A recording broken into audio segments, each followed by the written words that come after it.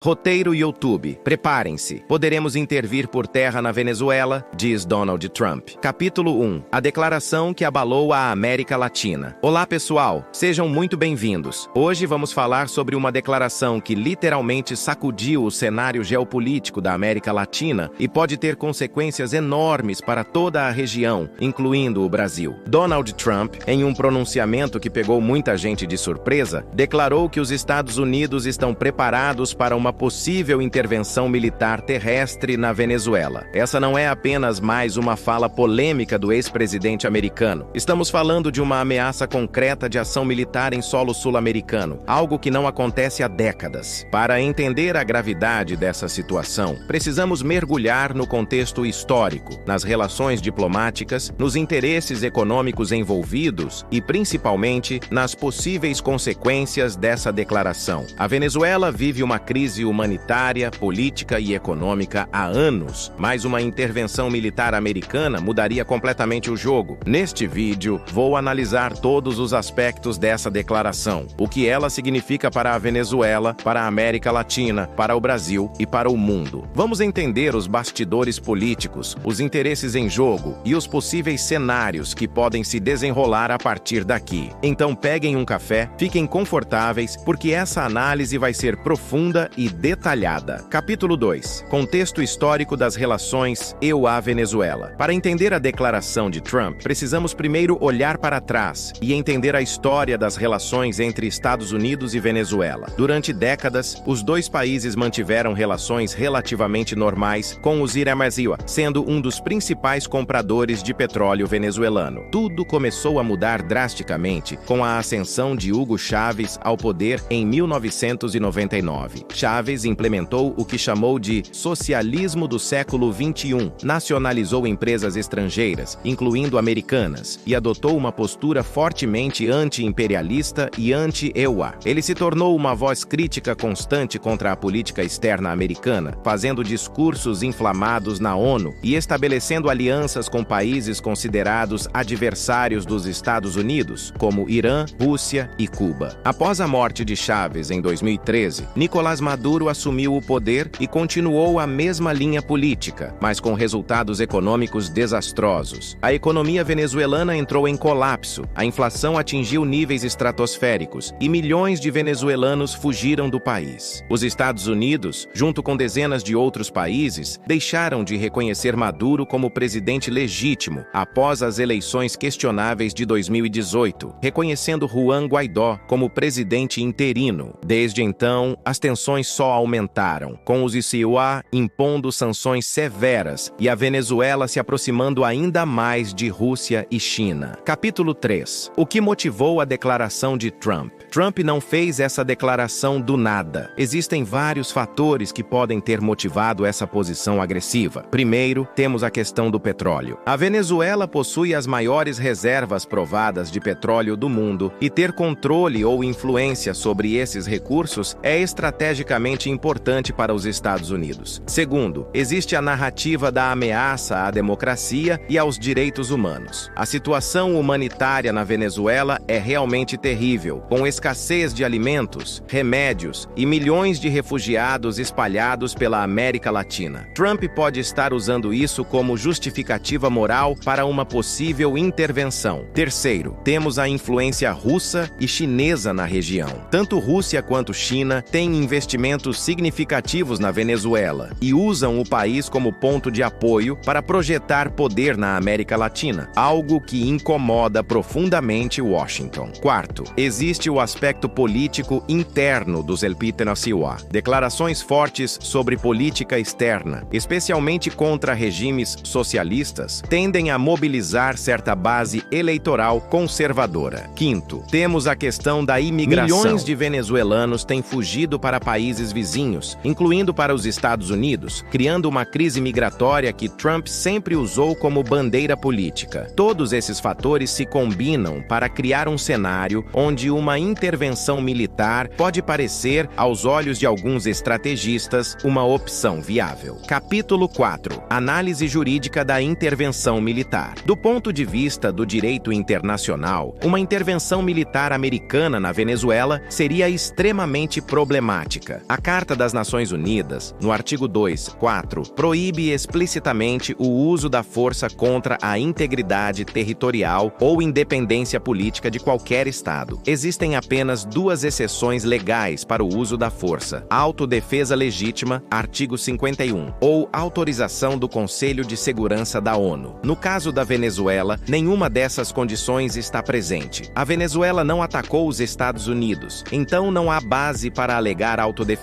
E conseguir a autorização do Conselho de Segurança seria impossível, pois Rússia e China, membros permanentes com poder de veto, certamente bloqueariam qualquer resolução nesse sentido. Além disso, temos tratados regionais como a Carta da OEA, Organização dos Estados Americanos, que também proíbem intervenções militares entre Estados-membros. Historicamente, os ESREUA têm contornado essas restrições legais de várias maneiras, alegando responsabilidade de proteger populações civis, argumentando que estão respondendo a convites de governos legítimos ou simplesmente ignorando o direito internacional quando consideram seus interesses nacionais mais importantes. No caso da Venezuela, poderiam potencialmente argumentar que estão respondendo a um convite do presidente interino, Juan Guaidó, mas isso seria juridicamente frágil, pois Guaidó não controla território ou forças armadas venezuelanas. Capítulo 5. Precedentes históricos de intervenções americanas. Para entender o que pode acontecer, precisamos olhar para as intervenções militares americanas anteriores na América Latina e no mundo. A história está repleta de exemplos. Em 1983, os EUA invadiram Granada, uma pequena ilha caribenha, alegando proteger estudantes americanos e restaurar a democracia. Em 1989, invadiram o Panamá para depor o general Manuel Noriega, numa operação que causou milhares de mortes civis. Em 1994, intervieram no Haiti para restaurar o presidente Jean-Bertrand Aristide. Todas essas operações seguiram padrões similares: alegações de ameaças à segurança, preocupações humanitárias, operações militares rápidas com superioridade esmagadora de força e tentativas de estabelecer governos amigáveis. Mas nem todas tiveram sucesso duradouro. O Haiti, por exemplo, continua sendo um dos países mais pobres do hemisfério ocidental décadas depois. No contexto mais amplo, as intervenções no Iraque e no Afeganistão mostram os perigos de operações militares que parecem fáceis no papel, mas se transformam em pesadelos prolongados. A Venezuela seria muito mais complicada que Granada ou Panamá. É um país muito maior, com população de quase 30 milhões, forças armadas significativas, milícias leais ao governo e apoio de potências como Rússia e China. Uma intervenção poderia facilmente se transformar em um conflito prolongado e sangrento. Arrenos capítulo 6. Capacidades militares venezuelanas. Para avaliar a viabilidade de uma intervenção militar, precisamos entender as capacidades de defesa da Venezuela. As Forças Armadas Nacionais Bolivarianas têm aproximadamente 123 mil soldados ativos e mais de 8 mil na reserva. Além disso, existe a Milícia Nacional Bolivariana, uma força paramilitar com centenas de milhares de membros treinados para guerra irregular e defesa territorial. Maduro investiu pesadamente nessa milícia como seguro contra golpes e invasões. Em termos de equipamento, a Venezuela possui caças russos Su-30, tanques T-72, sistemas de defesa antiaérea S-300 e mísseis antinávio. Muito desse equipamento foi comprado da Rússia durante os anos de Chávez, quando o petróleo estava caro e o país tinha dinheiro. Claro, a condição operacional de muito desse equipamento é questionável devido à falta de manutenção e peças de reposição por causa das sanções. Mas mesmo equipamento mal mantido pode causar problemas sérios. Mais importante que o equipamento convencional é a geografia e a determinação de resistir. A Venezuela tem terreno montanhoso, florestas densas e população urbana significativa. Qualquer força invasora teria que lidar com guerrilha urbana e rural, algo que os americanos aprenderam ser extremamente difícil no Iraque e Afeganistão. Maduro também pode contar com o apoio de Cuba, que tem experiência em guerra irregular, e potencialmente assessores militares russos e chineses. Capítulo 7. O papel da Rússia e da China. Um dos aspectos mais perigosos de qualquer intervenção militar americana na Venezuela é a presença e os interesses de Rússia e China no país. A Rússia tem investimentos significativos no setor petrolífero venezuelano e vendeu bilhões de dólares em armamentos para Caracas. Mais importante, usa a Venezuela como ponto de projeção de poder no quintal dos Estados Unidos. Bombardeiros russos já realizaram exercícios na Venezuela e navios de guerra russos visitam regularmente portos venezuelanos. A China, por sua vez, emprestou mais de 50 bilhões de dólares para a Venezuela ao longo dos anos, a maioria garantida por envios de petróleo. Pequim vê a Venezuela como parte de sua estratégia global de expandir influência. Qualquer intervenção americana colocaria esses investimentos em risco e seria vista como um ataque direto aos interesses russos e chineses na região. As duas potências já deixaram claro em declarações oficiais que se opõem a qualquer intervenção militar na Venezuela. Embora seja improvável que Rússia ou China entrem em conflito direto com os EUA por causa da Venezuela, elas poderiam fornecer apoio indireto significativo, inteligência, armas, assessoria militar, apoio diplomático nas Nações Unidas. Isso transformaria uma intervenção americana em um conflito por procuração entre grandes potências, algo extremamente perigoso. O risco de escalada, mesmo que não intencional, seria real e assustador. Ambiwa, capítulo 8. Reações da América Latina. A declaração de Trump causou ondas de choque em toda a América Latina, região historicamente sensível a intervenções americanas. Os países latino-americanos estão divididos sobre a situação venezuelana. Por um lado, temos o Grupo de Lima, que inclui Brasil, Argentina, Chile, Colômbia, Peru, entre outros, que não reconhece Maduro e apoia a transição democrática na Venezuela. Por outro lado, países como Bolívia, Nicarágua, Cuba e México têm mantido relações com o governo Maduro ou adotado posições mais neutras. Mas uma coisa une quase todos os países da região: oposição à intervenção militar estrangeira. Mesmo países fortemente anti-Maduro, como a Colômbia, expressaram reservas sobre uma ação militar. A memória histórica das intervenções americanas ainda é forte na América Latina. Brasil, especificamente, está em posição delicada. Como o maior país e economia da região e vizinho da Venezuela, qualquer conflito militar teria impacto direto. O Brasil já recebe centenas de milhares de refugiados venezuelanos, principalmente em Roraima. Uma intervenção militar poderia gerar milhões de refugiados adicionais cruzando nossa fronteira. Além disso, o Brasil tradicionalmente defende o princípio de não intervenção e solução pacífica de conflitos. Apoiar uma intervenção militar seria uma ruptura significativa com décadas de política externa brasileira. A posição do governo brasileiro nessa questão será crucial e extremamente difícil de navegar. Capítulo 9. Impactos humanitários de uma intervenção. Precisamos falar sobre as consequências humanitárias que uma intervenção militar teria. A Venezuela já enfrenta uma crise humanitária severa, com escassez de alimentos, remédios, colapso dos serviços de saúde e educação. Uma guerra apenas pioraria exponencialmente essa situação. Conflitos militares sempre causam vítimas civis. Não importa quão preciso seja o armamento moderno ou quão bem treinadas sejam as tropas, civis morrem em guerras. Vimos isso no Iraque, na Síria, no Afeganistão e em todos os conflitos modernos. Além das mortes diretas, temos os efeitos indiretos: destruição de infraestrutura, interrupção de serviços essenciais, contaminação de água, fome generalizada. Hospitais e clínicas seriam sobrecarregados com feridos, mas sem recursos para tratá-los. Infraestrutura petrolífera poderia ser danificada ou destruída, seja por ações militares ou sabotagem, causando desastres ambientais. O deslocamento forçado de população seria massivo. Milhões de venezuelanos tentariam fugir das zonas de conflito, criando a maior crise de refugiados da história da América Latina. Países vizinhos, Colômbia, Brasil, Guiana, Trinidad e Tobago, seriam inundados com refugiados, pressionando seus recursos e sistemas sociais. Campos de refugiados improvisados surgiriam nas fronteiras, com condições terríveis. E temos que considerar o trauma psicológico duradouro. Uma geração inteira de crianças venezuelanas cresceria com memórias de guerra, afetando o país por décadas. Capítulo 10. Aspectos econômicos e o petróleo. Não podemos ignorar o elefante na sala: o petróleo. A Venezuela possui as maiores reservas provadas de petróleo do mundo, estimadas em cerca de 300 bilhões milhões de barris. Esse é o grande prêmio que está em jogo. Durante anos, analistas têm debatido quanto do interesse americano na Venezuela é realmente sobre democracia e direitos humanos, e quanto é sobre controlar esses vastos recursos energéticos. Trump tem sido mais explícito que outros políticos sobre interesses em recursos naturais. Em contextos anteriores, ele sugeriu que os EUA deveriam ficar com o petróleo de países onde intervém militarmente. Uma intervenção na Venezuela não seria diferente. Empresas petrolíferas americanas, que foram nacionalizadas por Chávez, adorariam recuperar acesso a esses recursos. O mercado global de petróleo reagiria dramaticamente a qualquer conflito na Venezuela. Mesmo que as instalações não fossem danificadas fisicamente, a incerteza e o risco gerariam volatilidade nos preços. Isso afetaria economias ao redor do mundo, incluindo o Brasil, que é tanto produtor quanto consumidor de petróleo. Além do petróleo, a Venezuela tem grandes reservas de ouro, diamantes, coltan e outros minerais valiosos. Controlar ou influenciar a exploração desses recursos seria vantajoso economicamente. Mas aqui está o problema. Reconstruir a capacidade de produção petroleira venezuelana, que colapsou sob Maduro, levaria anos e bilhões de dólares de investimento. Não é algo que aconteceria rapidamente. Mínina, capítulo 11. Possíveis cenários militares. Vamos analisar como uma intervenção militar poderia se desenvolver. Cenário 1. Operação Relâmpago. Forças americanas realizariam ataques aéreos precisos contra alvos militares-chave, seguidos por desembarque de tropas aerotransportadas em Caracas e outras cidades principais. O objetivo seria capturar Maduro e liderança chavista rapidamente, instalar governo de transição e declarar vitória. Esse é o cenário otimista que funcionou na Granada. Cenário 2. Guerra prolongada. Após ataque inicial, forças chavistas recuam para áreas montanhosas e urbanas, iniciando guerra de guerrilha. Milícias e grupos armados leais a Maduro atacam forças americanas e infraestrutura. Conflito se arrasta por meses ou anos, com baixas crescentes e sem linha de frente clara. Esse seria o pesadelo tipo Iraque. Cenário 3. Conflito regional. Intervenção americana desestabiliza países vizinhos. Refugiados cruzam fronteiras em massa. Grupos armados operam em território colombiano e brasileiro. Conflito se espalha pela região, exigindo compromisso militar muito maior. Cenário 4. Escalada com potências globais. Rússia e China fornecem apoio material significativo a forças chavistas. Assessores militares russos são mortos em ataques americanos. Tensões globais aumentam dramaticamente, com risco de confrontação direta entre superpotências. Cada cenário tem probabilidades e consequências diferentes, mas nenhum garante vitória rápida e limpa. A história mostra que planos militares raramente sobrevivem ao contato com a realidade. Capítulo 12. A posição da comunidade internacional. A reação da comunidade internacional a uma possível intervenção seria crucial. As Nações Unidas certamente condenariam a ação. O Conselho de Segurança tentaria se reunir emergencialmente, mas estaria paralisado por vetos russos e chineses. A Assembleia Geral poderia aprovar resoluções condenatórias, mas essas não têm poder vinculante. A União Europeia estaria dividida. Países como França e Alemanha provavelmente condenariam a intervenção militar, enquanto alguns aliados tradicionais do Semrasewara poderiam dar apoio tácito. A Organização dos Estados Americanos seria palco de debates acalorados, com a região profundamente dividida. A Liga Árabe e países do Oriente Médio observariam com atenção, preocupados com precedentes que poderiam ser usados para justificar intervenções em suas próprias regiões. Países africanos, muitos dos quais têm memórias amargas de colonialismo e intervenções estrangeiras, provavelmente se oporiam. China e Rússia não apenas condenariam diplomaticamente, mas poderiam tomar contramedidas econômicas ou militares em outras regiões do mundo. Sanções contra os Ipaf-Ussasu seriam improváveis, dada a posição econômica americana, mas retaliações indiretas seriam possíveis. Organizações de direitos humanos e ONGs globais condenariam a violação do direito internacional. Protestos aconteceriam em cidades ao redor do mundo. A legitimidade e o poder de convencimento moral dos Estados Unidos em questões de direitos humanos e democracia